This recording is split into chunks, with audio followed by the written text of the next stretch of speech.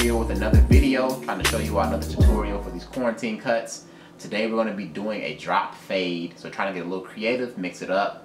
A little bit more advanced, so I'm not going to say it's technically for beginners. We have another video where we posted a how-to for a bald taper, and then also a how-to for a bald fade. Those are more beginner friendly. This one is a little bit more advanced. In the beginning of the video, we showed you our picture of the products I use. We're listing that in the bottom of the video, so you all have a description, but it's just Shea Moisture product and it's really straightforward. So yeah, let's get to it. Alright, so this is the very first step, showing you all the clipper that I'm using for the entire haircut, not using a guard on this first step. What I'm doing here is dusting off the clipper to make sure it's clean. Always do that before you cut your hair, and even in between your hair, you're going to be doing that throughout your haircut. But I'm closing the guard to make sure I get as close to my head as possible with this clipper, and I'll go for the balding in the next step. But in terms of the level that I'm bringing up this first guideline, I'm taking it right above my ear. You're going to want to fold your ear just to make sure you don't nick it or cut yourself, and that's just a precautionary measure that I'm taking. What distinguishes a bald fade or a mid fade from the drop fade that I'm doing is how high you take this balding. So instead of taking it straight across the back of my head or even up into the rotund area of the back of my head, I'm dropping the fade, as you can see in the back. You can see the drop. I don't know what shape you would necessarily compare that to, but that's what the drop is. It's really like a valley in the back of the head, and that's what you want to create when doing a drop fade.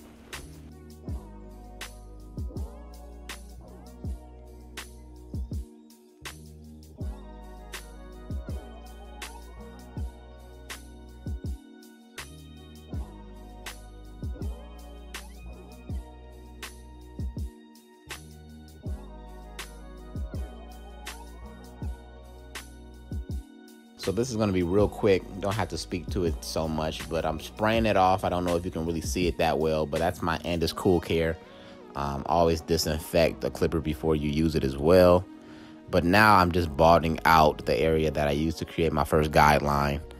This is a drop fade, but it's a bald drop fade. There's always different types of fades whenever you cut your hair. So I like to have my hair as low as possible to make sure it lasts as long as possible.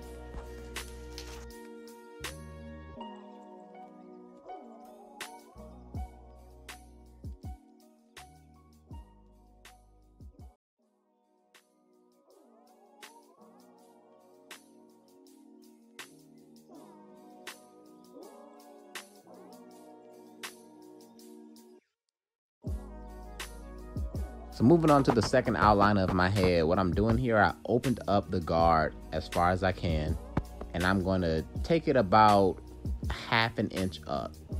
I'm not going too high because with the drop fade, you always want to stay low and tight. I can't overemphasize that. Low and tight is how you want to be with a drop fade. So taking it about a ½ inch up, and I'm following the exact shape that I created with my bald guideline.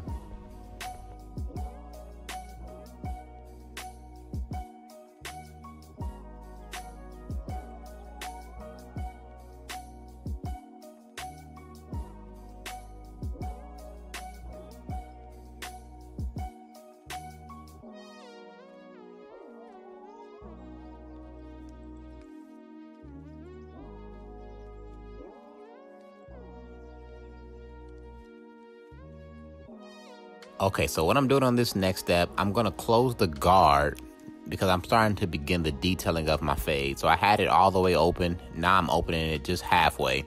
And what I'm going to do, I'm going to take it about halfway into the second gradient I created.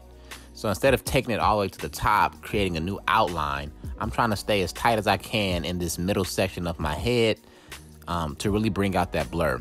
This picture right here is just showing you the detail of how that looks and how I'm going to bring that out now.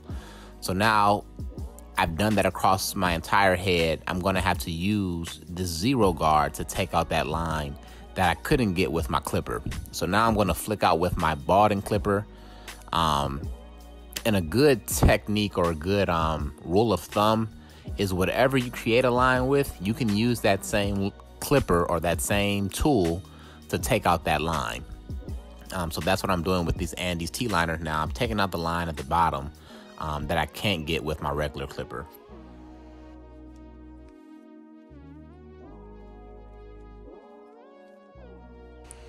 So I'm moving on to the third gradient of my head, and what I'm going to use here is the 1.5 guard.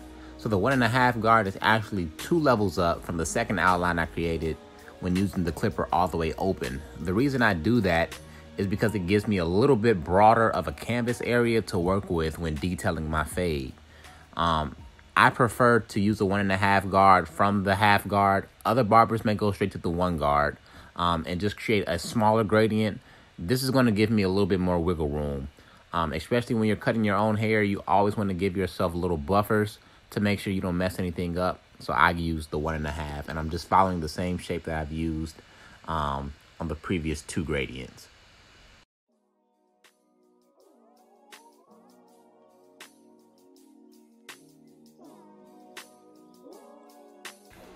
I didn't clarify in that previous soundbite, but my clipper is all the way closed right now.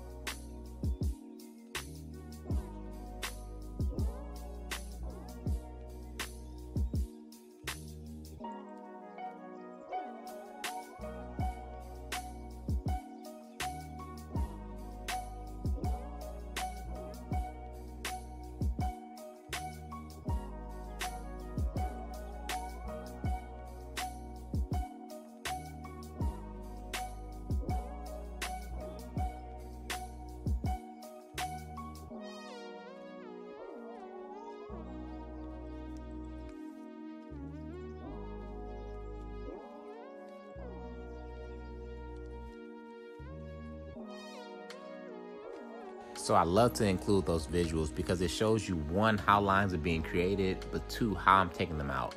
So in order for me to take out that line that I just pointed to in the video, I have to use this half guard. That's the level right above an unprotected clipper all the way open.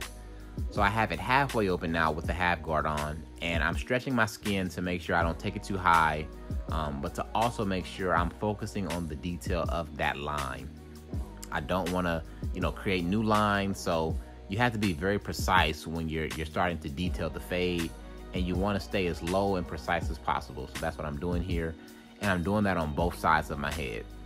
If you can kind of see, I'm using the corner of the blade because the more you get into the fading, that's where the blend comes into effect, is with the corner. If you continue to use the entire blade, you're going to create more lines, and it's going to take more time on your fade. So make sure you don't do that.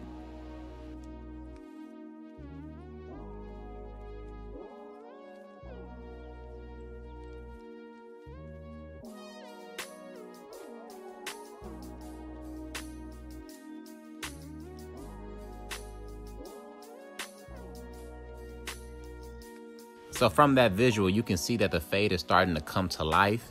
Now I just have to worry about the dark areas of my head, or what barbers like to call debulking. So I have a lot of mass on the top of the head that I want to bring down. So I'm going to use this 2 guard against the grain, and I'm going to close the clipper to bring some of that bulk out around the crown of my head.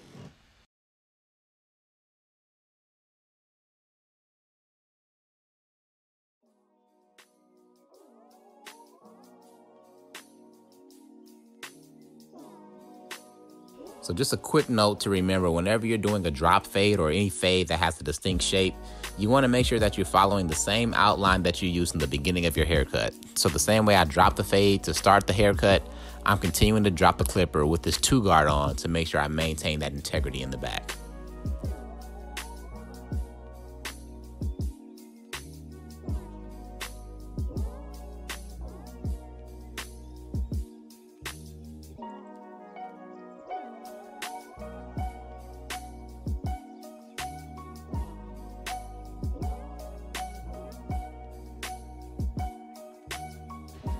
So this step right here is pretty simple.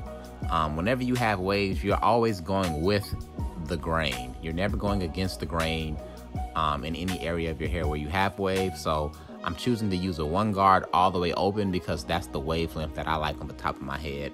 And I'm just following the wave pattern. Nothing too tricky or difficult about this part.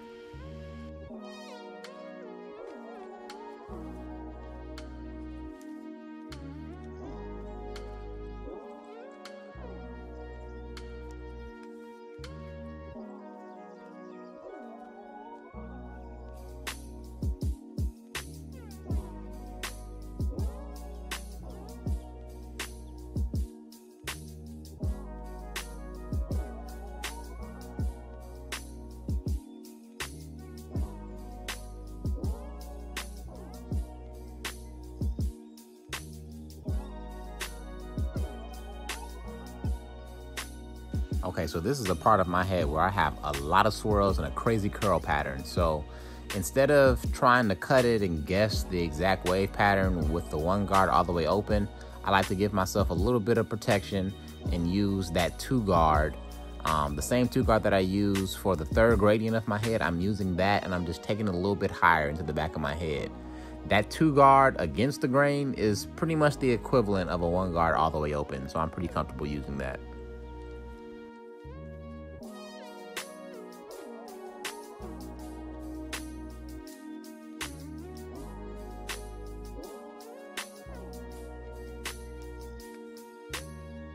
So I just combed out some of that area in the back of my head that's a little bit stiff and has that different curl pattern.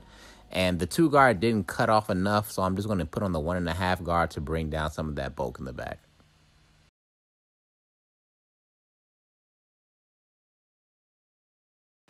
So right in my lower hook area, you can see there's still a bulk line there. And I need to take that out because the fade is not done. So what I'm going to use here is the 1.5 guard. And I'm going to close it all the way, and I'm just going to hit that dark area that's right at the bottom of my hook. Most of the time when I'm showing you all these pictures is just to show you the progress that's being made, not because the fade is done. So that's the area that I'm working on now.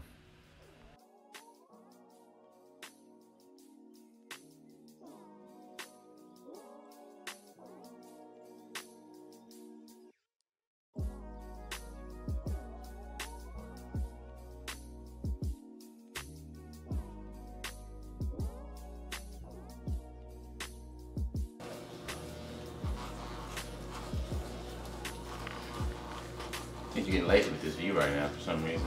I have it zoomed in. Huh? I have it zoomed in, shut up. I'm recovering from Corona. I'm trying to nurse myself back to health. I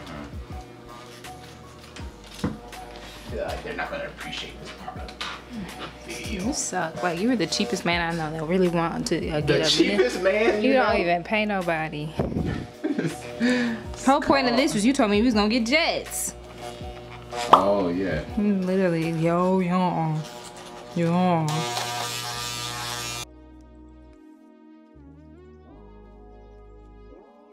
Right in the middle of the hook, I still have some darker spots that I want to take out.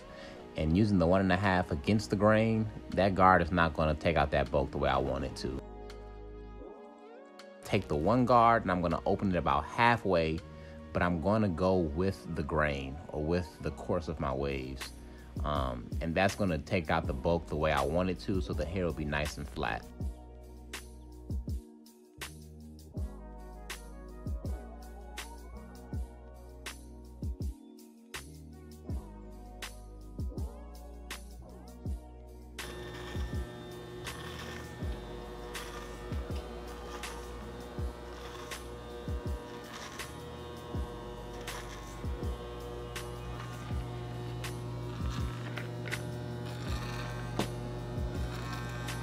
That angle called? Improvising.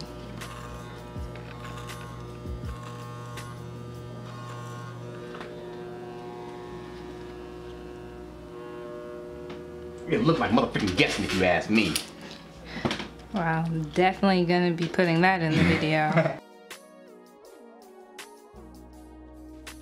So now I'm starting the line above my head. I still have some detailing and some fading that I can do in the back, but I'll come back to that later. My best advice for those who don't really know how to line up yourself or are new to lining yourself up is to start in the middle of your head, and then you can copy whatever direction you go lining up one way, you can mimic that going the opposite direction.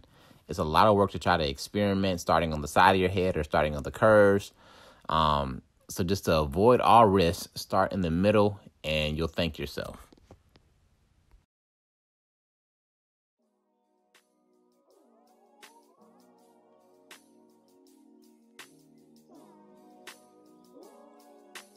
So nothing too intricate here. I'm just going to use the scissors and the comb to pick out my beard and then trim out the loose edges.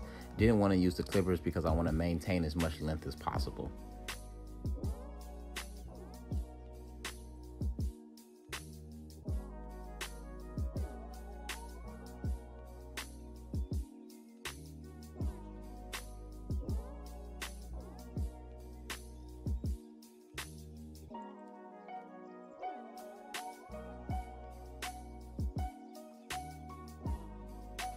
So for some reason, a lot of people think that fading into your beard, into the bottom of your fade is really difficult. It's actually a very simple process, and I only use about 4 steps. So the first step here is using a 1.5 guard all the way closed, and I start right above my earlobe.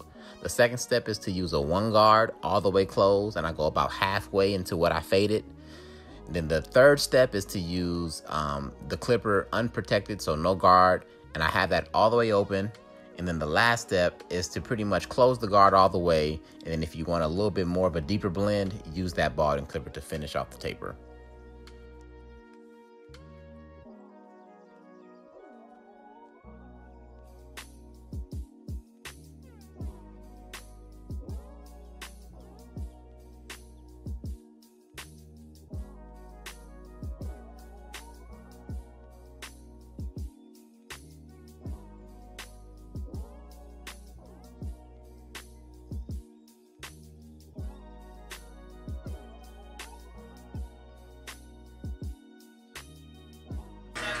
I'm so serious. You're so sick. Selfish.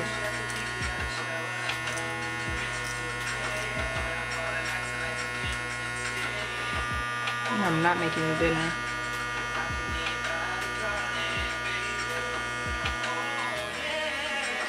You gonna make me dinner? No, I'm not.